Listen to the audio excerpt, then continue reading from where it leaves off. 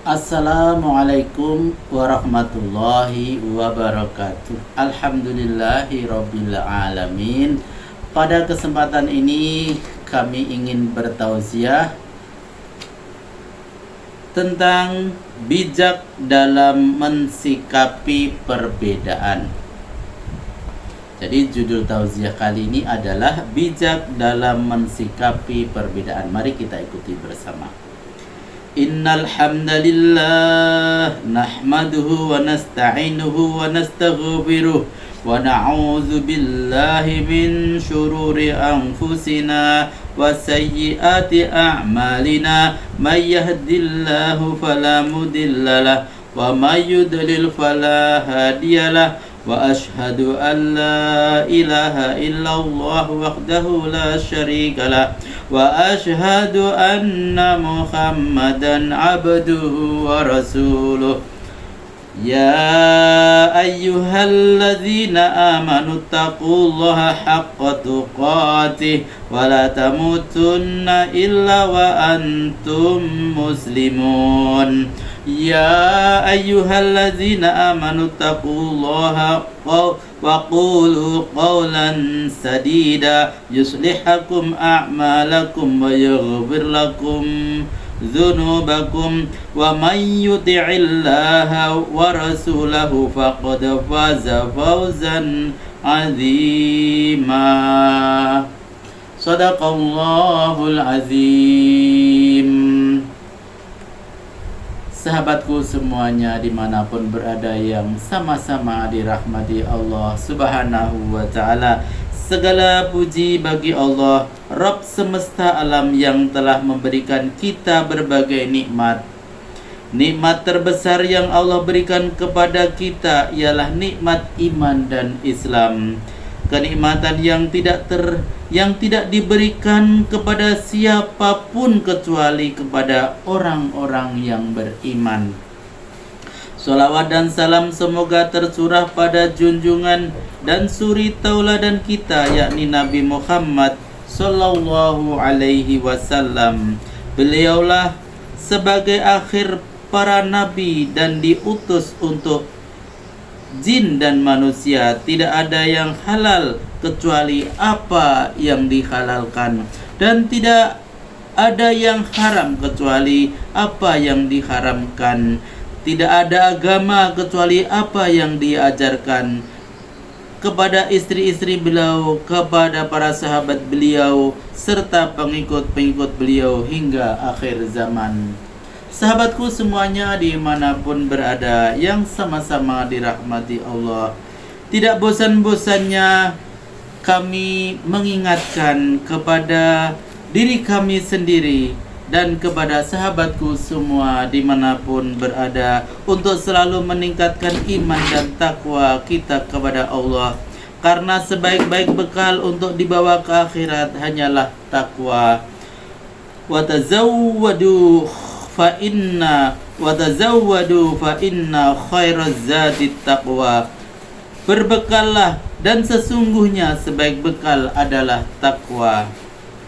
Agama Islam merupakan agama terakhir dari seluruh agama samawi yang Allah turunkan ke muka bumi ini sebagai pelengkap atas seluruh agama-agama sebelumnya. Maka dari itu hanya Islamlah satu-satunya agama yang Allah terima dan ridhoi.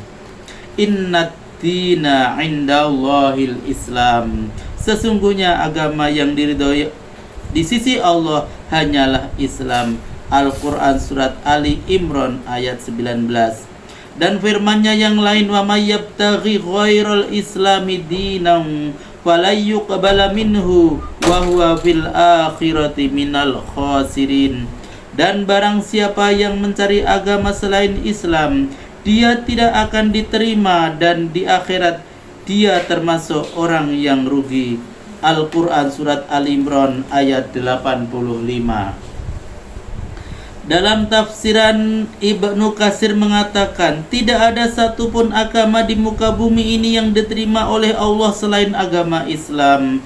Islam adalah agama yang dibawa oleh semua rasul, dan telah sempurna dengan diutusnya Nabi Muhammad sallallahu alaihi wasallam. Barang siapa yang mati setelah diutusnya Nabi Muhammad dengan memeluk agama selain Islam, maka Allah tidak akan menerimanya.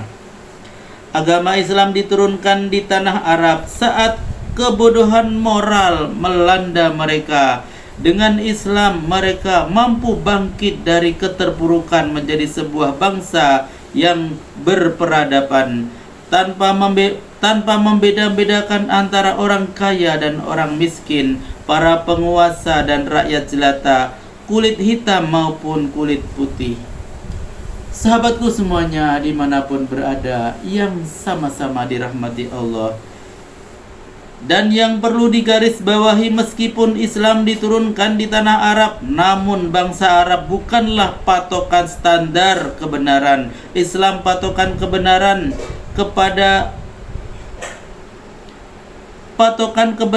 kebenaran kembali kepada Al-Quran dan As-Sunnah dengan pemahaman para salafus soleh. Dalam Islam, yang menjadi pembeda kedudukan seorang muslim dengan muslim lainnya di hadapan Allah hanyalah takwanya. Inna akramakum indallahi atqakum. Sesungguhnya orang yang paling mulia di antara kamu di sisi Allah ialah orang yang paling takwa di antara kamu. Al-Quran Surat Al-Hujurat ayat 13. Islam adalah rahmatan lil alamin, sehingga agama ini dapat diterapkan di segala tempat dan waktu tanpa menyakiti penganutnya dan memberikan dampak positif baginya. Meskipun demikian, perlu diketahui bahwa dalam Islam ada perkara-perkara yang bisa berubah seiring waktu dan perubahan dinamika kehidupan manusia, seperti pada perkara fikih. Namun ada juga perkara-perkara yang bersifat baku dan pokok yang tidak boleh mengalami perubahan sampai kapanpun, seperti pada perkara akidah yang berhubungan dengan keyakinan dan keimanan kepada Allah Subhanahu wa taala. Allah berfirman, "Wa'tasimu bihablillahi jami'an wa la tafarraqu wadhkuru ni'matallahi 'alaikum in idh kuntum a'da'an fa'allafa baina qulubikum fa asbahtum bi ni'matihi ikhwana." Dan berpeganglah kamu semuanya kepada tali agama Allah, dan janganlah kamu bercerai-berai, dan ingatlah akan nikmat Allah kepadamu ketika kamu dahulu masa jahiliyah bermusuh-musuhan. Maka Allah mempersatukan hatimu, lalu menjadilah kamu karena nikmat Allah orang-orang yang bersaudara. Al-Quran Surat Ali Imran ayat 103. Sahabatku semuanya dimanapun berada yang sama-sama dirahmati Allah, inti kekuatan kaum muslimin ada pada persatuan dan kesatuan mereka yang dibangun di atas pondasi akidah yang benar dan sesuai dengan Al-Quran dan As-Sunnah dengan pemahaman salafus soleh.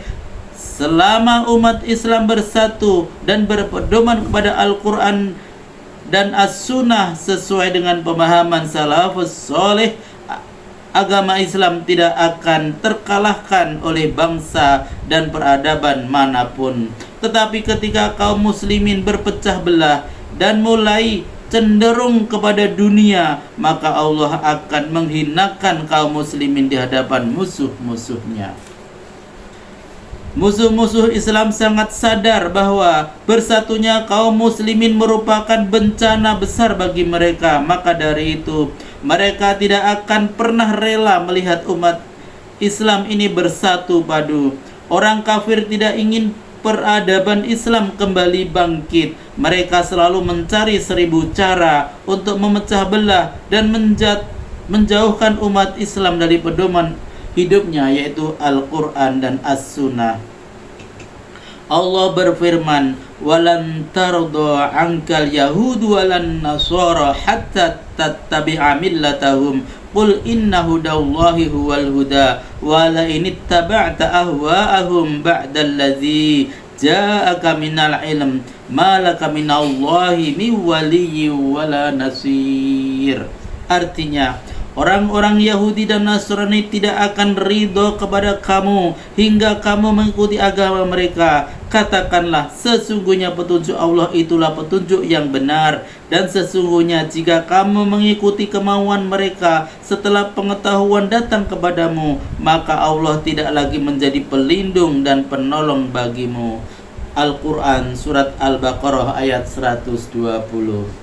Maka berikutnya, orang-orang kafir berusaha memutus mata rantai persatuan kaum muslimin. Mereka berusaha semaksimal mungkin untuk menjauhkan umat Islam dari pedoman hidupnya Al-Quran dan As-Sunnah. Samuel Zwemer, seorang tokoh Yahudi, berkata dalam sebuah pidatonya di Yerusalem tahun 1935, perlu saudara-saudara ketahui bahwa tujuan dari misi yang telah diperjuangkan bangsa Yahudi dengan mengirim saudara-saudaranya ke negeri-negeri Islam bukanlah untuk mengharapkan kaum muslimin beralih ke agama Yahudi atau Kristen. Bukan itu, tetapi tugasmu adalah mengeluarkan mereka dari Islam dengan cara menjauhkan mereka dari hakikat Islam sehingga mereka tidak lagi berpikir untuk mempertahankan agamanya. Di samping itu, saudara-saudara harus menjadikan mereka jauh dari keluhuran budi, jauh dari watak yang baik. Ini kata orang Yahudi. Sahabatku semuanya, dimanapun berada, yang sama-sama dirahmati Allah, mari kita bangun dari tidur panjang ini, sadar bahwa musuh telah mengepung dari segala sisi. Jangan terbuai angan-angan semu sehingga beranggapan masih terus dalam keadaan aman, padahal musuh sudah menodongkan senjatanya di depan pelipis kita. Jangan memperuncing masalah perbedaan fikih di antara kaum muslimin, terlebih mencurahkan daya dan upaya guna menusuk saudaranya sendiri. Hormatilah perbedaan saudara se-Islam tanpa harus memaksakan pendapat yang kita pilih. Selama perbedaan itu pada ranah yang bisa ditolerir, maka tidak perlu memperkeruh keadaan. Jangan biarkan musuh sejati kita dari kalangan orang-orang kafir dan Syiah tertawa terbahak-bahak lantaran melihat kita saling sikut dan baku hantam sementara mereka tengah mengarahkan moncong senjatanya kepada kita. Yang perlu kita jadikan bahan renungan bahwa Allah Subhanahu wa taala berfirman, A'udzubillahi minasyaitonirrajim. Ya ayyuhalladzina amanu taqullaha haqqa tuqatih wa la tamutunna illa wa antum muslimun. Wahai orang-orang yang beriman, bertakwalah kepada Allah dengan sebenar-benar takwa kepadanya, dan janganlah kamu mati kecuali dalam keadaan muslim. Al-Quran Surat Ali Imran ayat 102. Ingat, ayat ini menyatakan dengan tegas setelah bertakwa kepada Allah dengan sebenar-benarnya takwa, Allah berpesan untuk tidak mati kecuali dalam keadaan muslim, istiqomah di atas agama Islam hingga ruh berpisah dengan jasad.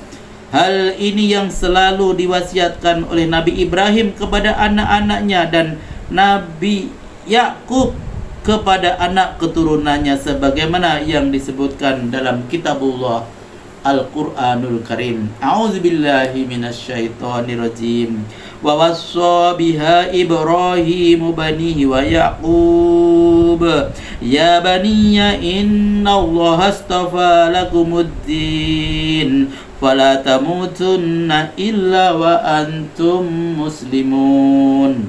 Artinya, dan Ibrahim mewasiatkan ucapan itu kepada anak-anaknya. Demikian pula Yakub, wahai anak-anakku, sesungguhnya Allah telah memilih agama ini untukmu, maka janganlah kamu mati kecuali dalam keadaan muslim. Al-Quran Surat Al-Baqarah ayat 132. Sahabatku semuanya dimanapun berada yang sama-sama dirahmati Allah Subhanahu wa ta'ala, jangan mempersempit sesuatu yang telah Allah luaskan. Allah tidak menyatakan harus mati dalam keadaan mengikuti mazhab Imam Yayasan B, Jamaah C maupun Ustadz D. Maka dari itu, selama memiliki kesamaan pada agama Islam, jangan membesar-besarkan perbedaan pendapat yang sifatnya adalah ijtihadi yang masih mampu ditolerir. Sebagaimana sabda Rasulullah sallallahu alaihi wasallam, "Man shalla salatana wastaqbala qiblatana wa akala zabihatana fadzalikal muslim allazi lahu dimmatullahi wa dimmatu rasulih fala tughfirullaha fi dhimmatih." Artinya, barang siapa solat seperti solat kita, menghadap ke arah kiblat kita, dan memakan sembilan kita, maka kita adalah seorang muslim. Ia memiliki perlindungan dari Allah dan Rasul-Nya, maka janganlah kalian mendurhakai Allah dengan mencederai perlindungannya. Al-Hafiz Ibnu Hajar rahimakumullah mengatakan, dalam hadis ini terdapat dalil bahwa manusia itu dihukumi sesuai zahirnya. Barang siapa menampakkan syiar ajaran agama Islam, maka hukum-hukum pemeluk Islam diberlakukan padanya selama tidak nampak sesuatu yang bertentangan dengannya. Hadis ini juga menjelaskan bahwa hendaknya seorang muslim berlaku bijak jika mendapat perbedaan antara sesama muslim, dan jangan terlalu cepat dalam mengambil tindakan serta memvonisnya, karena selama mereka solat seperti solat kita, menghadap ke arah kiblat kita, dan memakan sembilan kita, maka dia adalah seorang muslim. Ia memiliki perlindungan dari Allah dan Rasul-Nya. Dalam hadis ini juga ada ancaman bagi orang muslim yang memperlakukan sesama muslim dengan buruk, bahkan melukainya, karena mereka adalah lindungan Allah Subhanahu wa ta'ala. Sahabatku semuanya dimanapun berada yang sama-sama dirahmati Allah Subhanahu wa ta'ala, mari kita kembali kepada Islam dalam menyelesaikan segala macam problematika kehidupan, serta mencegah berbagai upaya yang dilakukan musuh-musuh Islam dalam menghancurkan Islam. Mari kita eratkan tali ukhuwah di antara kita, saling menghormati perbedaan pendapat yang sifatnya ijtihadi, namun tanpa meninggalkan amar ma'ruf nahi mungkar kepada sesama muslim, dan saling nasihati dalam kebenaran dan kesabaran. Inilah sahabatku semuanya, tausiah pada saat ini yang berjudul bijak dalam mensikapi perbedaan. Semoga bermanfaat, dan terima kasih telah berkenan menonton video ini, dan mohon maaf bila ada kekurangan, dan sampai jumpa pada video berikutnya.